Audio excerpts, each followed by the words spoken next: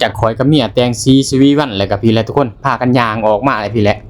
สิย่างไปขึ้นรถไฟฟ้าสายสีแดงเนาะอยู่สถานีทุ่งช่องหองเนาะพุ่นแหละปลายทางเฮาคือตะลิงสั้นทุกคนเอ้ย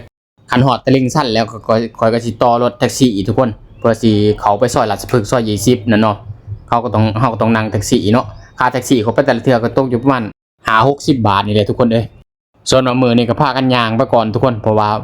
ก็บ่ใกล้ดอกทุกคนจากห้องข่อยมาหาอันนั้นสถานีรถไฟฟ้าทุ่งช่องหองก็บ่ใกล้พี่น้องเพราะว่ามันติดอยู่กับสายงานเก่าข่อยแต่กี้ข่อยเฮ็ดงานอยู่สายเก่าข่อยนี่ก็สิย่างไปเนาะไปเฮ็ดเวียกงานอยู่สายเก่าข่อยนี่แหละมันอยู่คนละภาคทางซื่อเนาะสายงานเก่าข่อยตัวข่อยถ่ายรูปให้ทุกคนเบิ่งนั่นแหละตัวข่อยรีวิวให้ทุกคนเบิ่งแต่ละเทื่อเนี่ยทุกคนเด้ข่อยสิย่างแล้วก็ไปฮอดสถานีทุ่งช่องหองแล้วก็สิข้ามไปเฮ็ดเวียกเฮ็ดงานเลยเนาะแต่ว่าข่อยบ่ได้เฮ็ดอยู่หั่นแล้วทุกคน